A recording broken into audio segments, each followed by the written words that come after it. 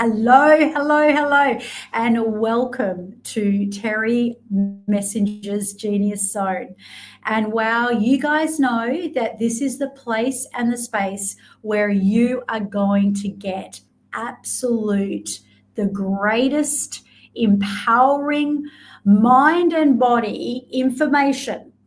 And boy, do we have a great lineup today. And I know I always say that, and maybe you're thinking, here she goes again, but I'm telling you, I'm yet to ever disappoint. So I want to talk to you about the beautiful Ana Victoria, the discerning healer, a powerfully intuitive woman who knows how to read the room with both head and heart. But this didn't just land on her where she woke up one day and she was Wonder Woman. No, that's not the way it is, because we know on this show that when diamonds are created, they have come from those hard knocks. And you're going to find out how you can transmute your pain to power. You're going to be taught by this beautiful teacher, guide, and trusted healer about why your mind and body is so important. It's your greatest asset. And you're going to experience her legacy to validate, to listen, to love, and to teach you how to validate yourself and how to be heard and how to love yourself. So, with no further ado, I bring for you the beautiful Ana Victoria. Hello, Ana. How are you? I am doing great. How are you? I'm all the better for being here with you. And where are you in this big, wide, wonderful world? I am in Phoenix, Arizona. So we are worlds apart, but so together right now. It is great. And you are an absolute trooper because the time is, what time is it over there? It's 12:27 a.m. Wow, wow, wow. Well, this is incredible because I want to say on this podcast, what we're doing is we are always talking about, people's powerful services that they offer, whether they're an advocate, whether they're a caregiver, whether they're a teacher, trainer, leader. But we know that it always comes from a past. And we know that, this is the show and the place where we turn our pain to power. I know all about that. Adversity becomes your university. So let's begin by your raw beginnings, being brought up by an alcoholic father, an unpredictable household, and a place and a space where you probably had to learn how to read the room. Tell us, what got you through those childhood years and what that was like so other people can relate to a lot of where their wounded inner critic comes from. Well, I would definitely say, both of my parents were really wounded from their own experiences. Like you think about my father probably repeated a lot of the things that his father did. So I think that's the biggest thing that I've understood. But yeah, it was definitely hard. It wasn't super easy because he was somebody that expected so much from us. And there was that perfection, right? Like whether you got a 95% on an assessment or a test, he was questioning you on the 5% that you didn't get. So Mm, it very much was that perfectionism and what is it that you're not doing instead of celebrating some of those things. But I also understand that those things come from what they've experienced too. He got kicked out early. He was in elementary school and his dad was an alcoholic and they were poor and there were seven kids. So it was difficult. And then you tend to repeat some of those things unless you become aware of your upbringing and the cycles that we carry. Absolutely. 100%.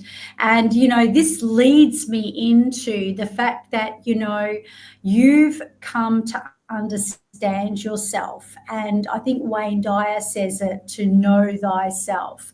And, the fact that you are a super high achiever. And, what was your second personality trait? I know that was high achiever. And pleaser. Oh, people pleaser. Okay, that's a really big one. The people pleaser, that's a really big trap. But it's incredible how a lot of our success is quite often driven by what has really afflicted us in our childhood. And it's our childhood woundings that really causes us to become the driven, successful people we are today. And, this is where you're going to shed some light on, some of the great elements. And I'm going to say, guys, you are going to want to stay to the end, because there is going to be an extra special visualization at the end of this broadcast. And this is going to take you into a place and a space where you can really come to know yourself and really have a mind expanding experience. So don't run away. So as a young woman, obviously that was the turning point, and you met your now husband. And obviously at the time you were boyfriend and girlfriend, and then he hit you up with something that his mother had told him. Now, I know for people, when they're meeting a boyfriend or their partner for the first time, and then suddenly the mother-in-law steps in before she's even the mother-in-law and says what she told your, boyfriend, now husband, that's a recipe for disaster. Would you like to just explain how that, was the turning point of your life? So this is where, guys, if you're out there and you are in cahoots with someone, or you feel that you are being attacked, this can literally pivot. And this is what happened for Ana. So I meet, my future mother-in-law. We weren't engaged then, but I was probably around 21 and a half. And after my mother-in-law met me, she told my boyfriend, now my husband of 33 years, that I needed counseling. She was a therapist. And I pretty much said F you to my husband of, oh, no, I didn't grow up with any of those type of things. Like, you really put your pants back on. You didn't deal with emotions. I knew happy, and otherwise I got spanked. So it was really something foreign to me. And 3 days later, I was in therapy, and and my therapist really, Julie, changed the trajectory of my life. Amazing. Wow. So it just goes to show, guys, you cannot always look at an adversity as a negative thing, because there may be something much deeper. And so that was obviously a really big part of your, the trajectory of your healing journey, and absolutely amazing. So now when we talk about where you are now on this journey of healing, I know that people are going to want to really get into the juicy stuff now. You learned a lot about how to disrobe the layers.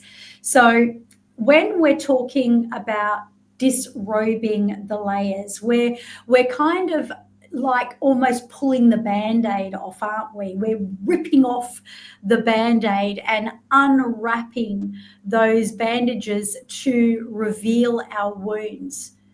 Why do you believe this is such an imperative part of our healing journey?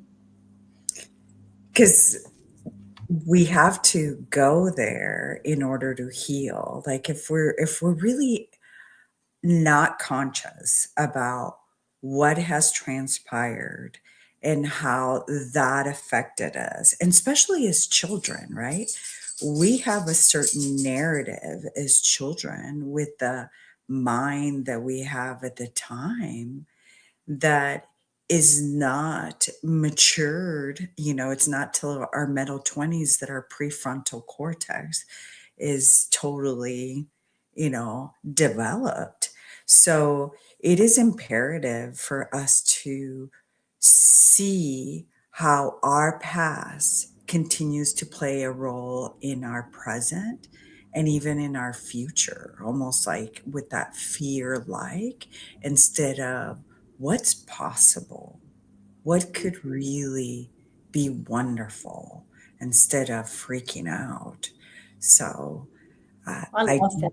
I love that because I'm going through a crisis at the moment. And, I could quite easily go down that slippery slope. And, I even was late to this broadcast today, but, many people that tune into my broadcasts know that my husband is actually non-verbal in a wheelchair and he is in a permanent care facility, which is very, very shocking and sad for myself and so many people. But my advocation is just next level. And just when you think you are, at a crisis in your life. And I know that because I actually healed originally from so many of my wounds from, back in 2006 when I first became a practitioner. So I understand deep down inside that there's always other possibilities. But, I can feel that little, that inner critic sneaking in. And this is the part where I can't wait until the end of this broadcast because your visualization is going to help me too. So I'm really excited about that. And I just have to say this as well. You've just got such a beautiful hypnotic voice. So I feel like I'm already, lulling into that beautiful trance just by listening to your voice. But let's talk about the inner critic and the saboteurs and why that awareness is obviously important. And for many of our listeners, they may not even know what I'm talking about. They may not know what I'm talking about when I talk about the sage mind, the saboteur mind. So I'm handing over to you, teacher. Thank you so much.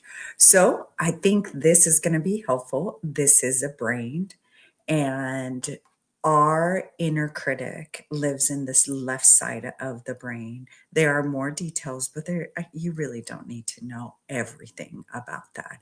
But our inner critic lives here on the left side of our brain.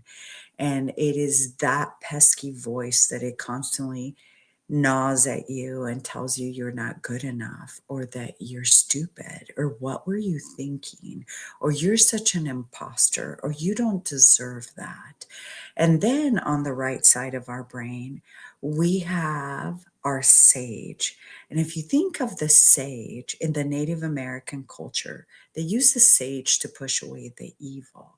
So when you get hijacked by your inner critic, it's your ability to stop it like a stop sign, and for you to shift to your sage, to your inner coach, where you are able to tap on compassion for yourself, compassion for others, compassion for whatever challenge you're going through. And when you can start operating from compassion and unconditional love for yourself and others without that major judgment and about this right and wrong, that's something else I hear with my clients. And I'm like, do you want to die with 1,000 post-its that say you were right? Like, what is that going to get you? I love that. That is so true. It's not about being right every time, is it? It's definitely, it's really about us being able to conquer ourself, really, isn't it? It's once we can conquer our own brain, like you say, that working out and that level of awareness where we can recognize the saboteur and the sage, and obviously be able to find those elements that will help us to be creative, I guess, about it. But can you give us perhaps a little bit of teaching about how to recognize the saboteurs and maybe how to shift to the sage mode? Of course. So I would say, let me bring up, for example, one of my clients, she's a nurse practitioner. And for her, it has been about it's never good enough, like in everything. So she has her children, husband, a wonderful practice, but it's almost like she's on that hamster wheel. And instead of really celebrating all the moments, and we've come a long way, like I've had her for quite a few months now, but it was really that, and that's your inner critic running you. That's the inner critic telling you you're not good enough, you haven't arrived yet, you don't get to be happy right now, it's not okay, and you got to do more and more and more. So it's like, if you can just imagine this like Darth Vader over you, like telling you, you must do this. And until then, you won't find inner peace and contentment. And that's not the truth, but we've allowed it to control us. We've Mm. allowed these negative thoughts to control who we are, almost like we're just this robot living through life, instead of really knowing that we do have a choice and we get to train our mind daily, minute by minute, second by second. I love how you use that metaphor of the Dark Vader and, hovering over. And of course, really we're all wearing a bit of a shield of armor in a way, aren't we? Because, even the most professional people, I've seen them come undone because something has triggered them. And I think when we come to understand that people can act in very radical ways, even. I mean, you see all sorts of, even when you're looking at lawsuits and court cases and people's relationships breaking down, or business partners blowing up and then spending tens and $20,000 to totally sabotage each other. And if they really came back to thinking about it by looking at the perspective and saying, hang on a minute, what could be happening here for that other person? Like, what is it that is really going on behind it all? Because I feel that that is something that if everybody knew, we'd have a much better world. And you talk about the armor, and I want you to expand on the armor and a little bit about how to release it as well, or the metaphoric way that you might consider it. Well, I would say every one of us armors up. And I don't know if all of you that are listening are aware or know of Brene Brown, but she really does talk about, she's written several books, but it is about us showing up in the arena and being courageous and vulnerable and being able to be our full selves.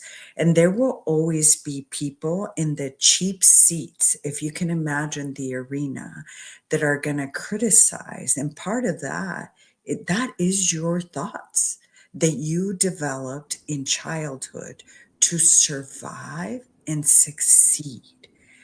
So when you are able to really become aware of what you did to survive and succeed and not give attention to the people in the cheap seats making the comments and who was that person, right? For me, we can carry this generational stuff from generation to generation. If I had chosen to parent the way my grandpa and then my dad did. So it's getting off that hamster wheel that allows us to then start that journey of curiosity and what's possible. And I don't think I've known unconditional love from me truly until recently. Wow. Wow. That's pretty incredible.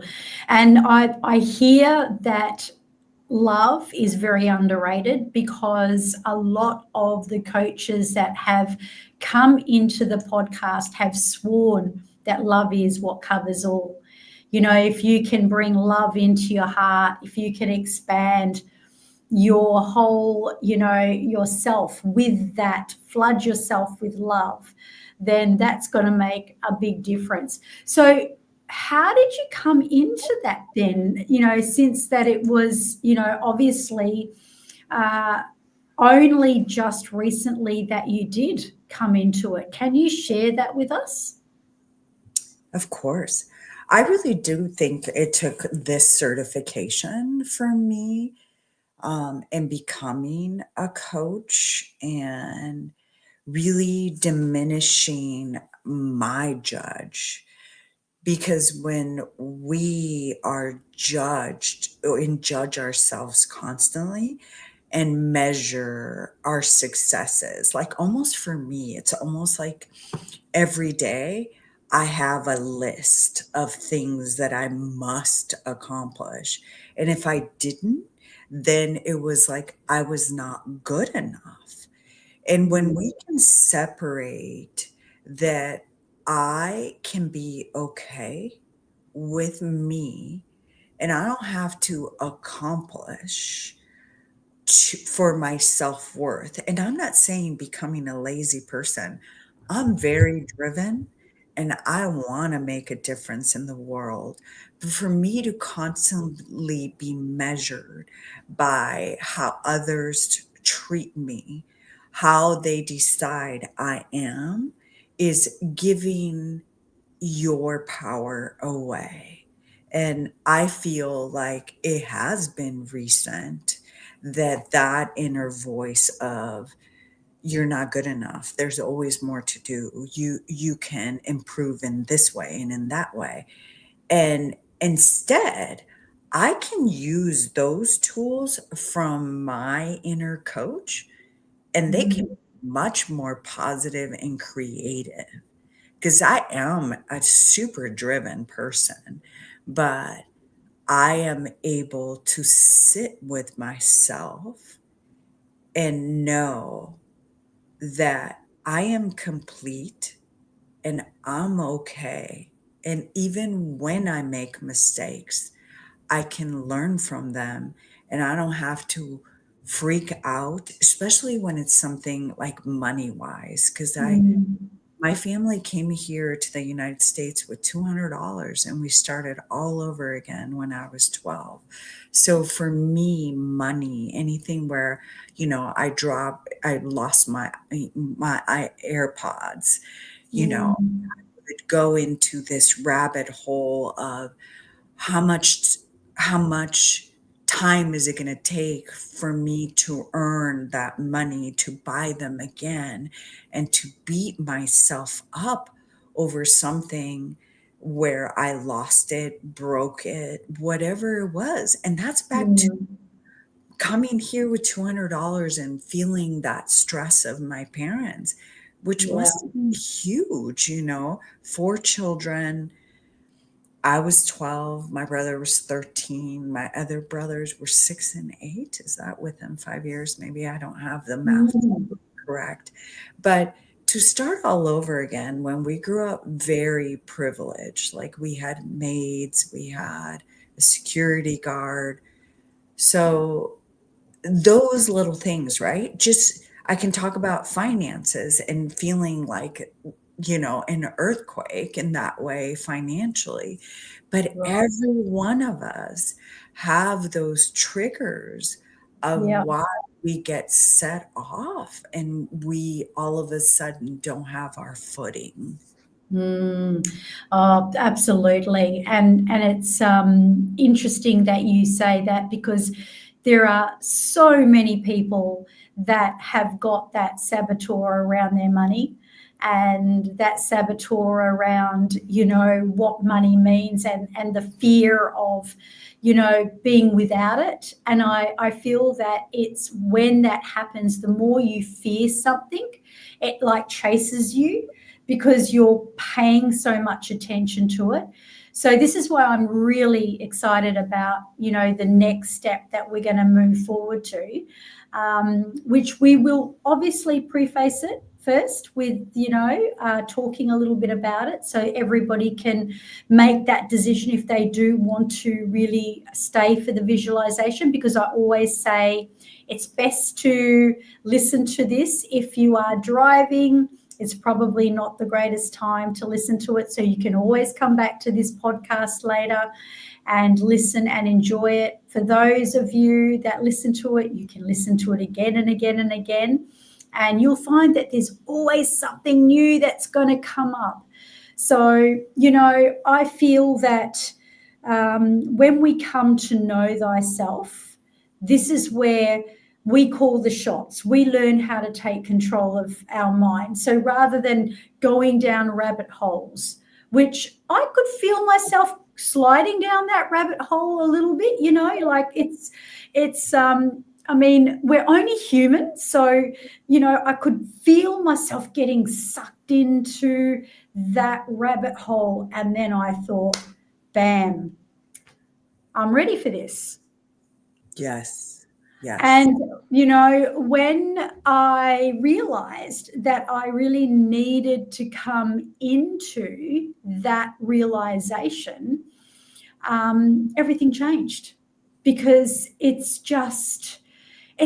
an acceptance. It's like a self embracing. And really what you're about to do with us is something where we're going to be putting ourselves into that position, but we're going to be in control. And that's the difference between being in control and then just sliding down this slippery slope, and before you know it, swimming in the mud. So why not take control of the mind, and why not be able to expand the way you're looking at whatever it is that's really, has that nagging feeling that something just isn't right. So are you ready? Would you like to do a little bit of teaching before you want to set it up so that we can go into this beautiful visualization? Um, I can do a bit of an intro and then we will go right into it. So, according to Shirzad Chamine, the founder of Positive Intelligence, where I got my certification, this inner critic begins as that universal judge that, like I talked about earlier, picture a Darth Vader, a dark cloud over you. And that saboteur who evaluates you, others, and your circumstances with harshness. And that universal judge recruits other saboteurs like the hyperachiever, controller, stickler, and pleaser to keep hustling for your worth and doubting your enoughness. Mm. I also love a psychologist. His name is Dr. Ethan Cross. He reminds us that this inner critic voice isn't inherently bad. It tries to protect you, but when left unchecked, it becomes toxic and Mm. undermining confidence, clarity, and joy. So let's bring her to light. What I'm going to ask you is to close your eyes if you are in a safe place. And we're going to talk about that little kid that learned to shrink. And I want you to take some deep breaths. So in for 4, hold for 4, and out. And let's do that a couple more times. In, hold, and out. And one more time. Hold, and out. Now, picture her or him, the younger version of you. She or he once sparkled, confident, curious, alive. But over time, she or he learned the rules. Be quiet, be good, be useful, be less. She or he learned to shrink, to be palatable. She absorbed every message from family, school, church, media about who she should be to earn love, safety, success. Now picture her grown up. You bring to mind a moment when you felt like a failure. Maybe it was motherhood or fatherhood, your career, your marriage, your body, your business. Let that moment come into view like a movie scene. Now imagine your inner critic walking in. She doesn't come alone. She's dragging decades of messages behind her. She sits next to you, puts her hand on your shoulder, and whispers, "You should be further along by now. You are too much and not enough. Your body is a problem to fix. You only succeed because you're lucky. You're replaceable, forgettable. You'll never catch up. Everyone else already has. If you slow down, everything will fall apart.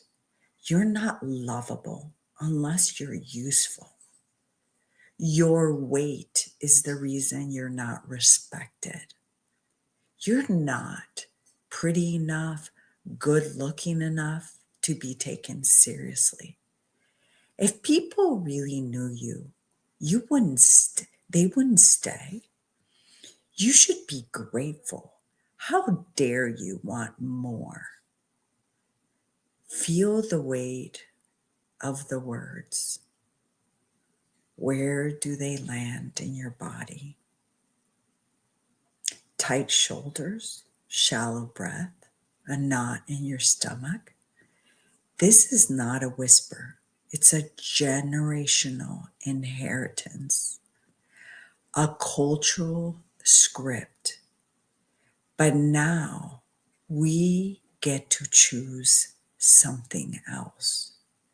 You get to lean on your inner critic, on your inner coach, not your inner critic. Now take another breath. Let your body soften and imagine someone else walks in. She's grounded, still, radiant. She's the part of you that knows. She's your inner coach. She's your sage, the wise woman or man who rises. She doesn't need you to prove your worth. She knows it's already inside you. She walks over, places a gentle hand on your back, and speaks, not with pressure, but presence. You are safe. You are already enough. Even as you grow, even when you make mistakes. Rest, joy, and love are a birthright, not rewards you must earn. You've done hard things before. You can do this too. You're allowed to be both a masterpiece and a work in progress. You don't have to hustle to be worthy. You belong in every room you enter. Let's take the next step, not perfectly, but bravely. Feel your body respond. Your breath deepens, your chest opens, your shoulders drop, your jaw softens, your heart steadies. This is your voice of your sage. She has always lived with you. She's not louder, but she is truer.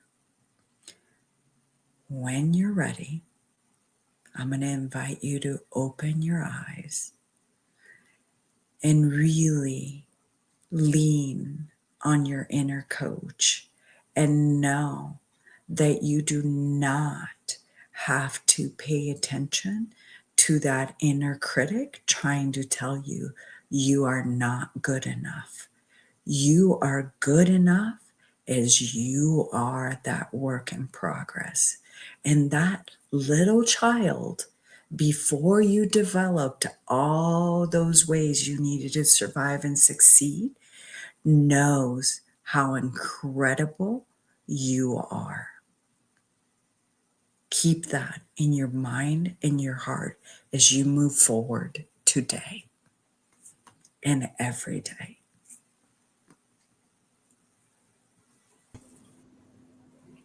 Wow. Is it time to come back? It is time to come back, Terry.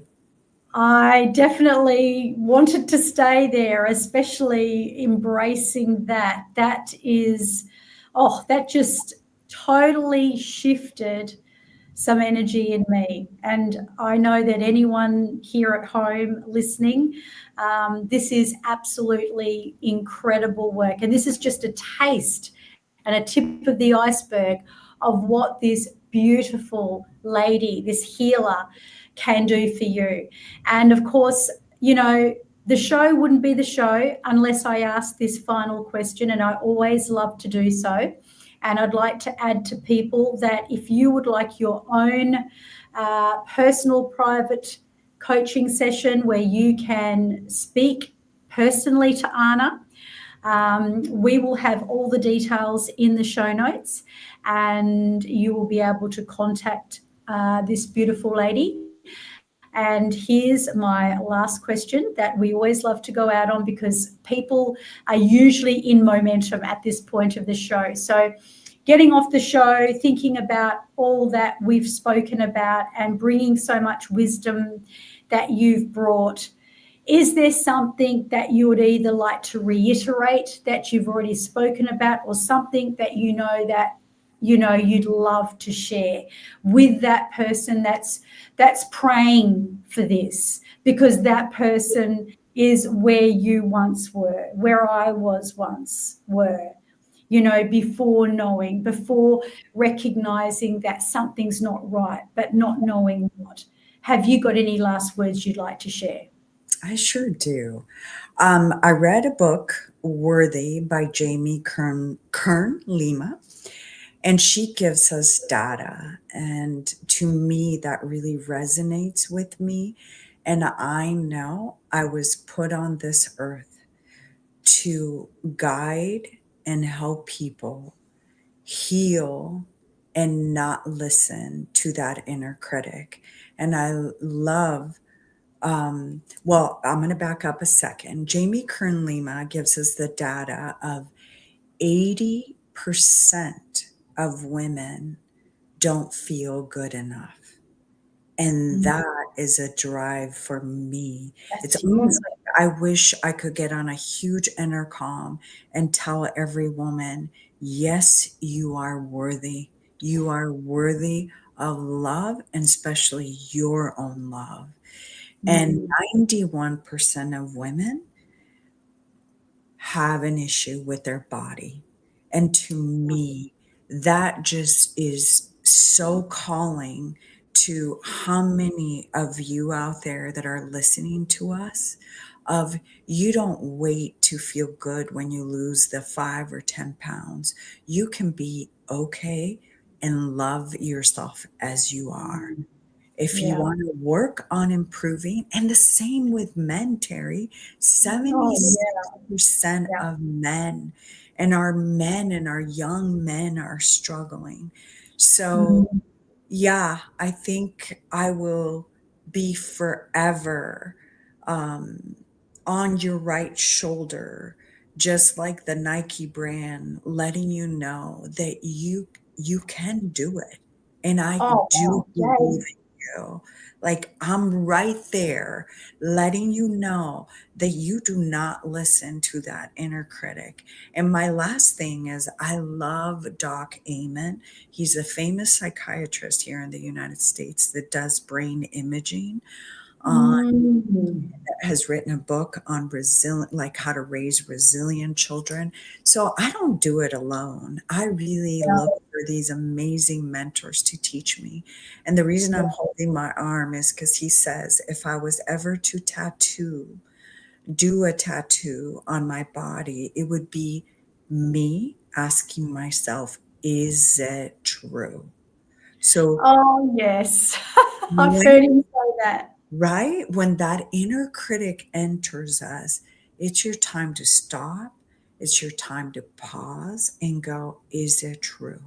And you Mm. stupid. Wow, imagine that. I tell you what, that's very inspiring. And I've heard him say it. And that name, Mr. Amen, has been brought up time and time again on this show. Maybe it's a sign we need to bring him on.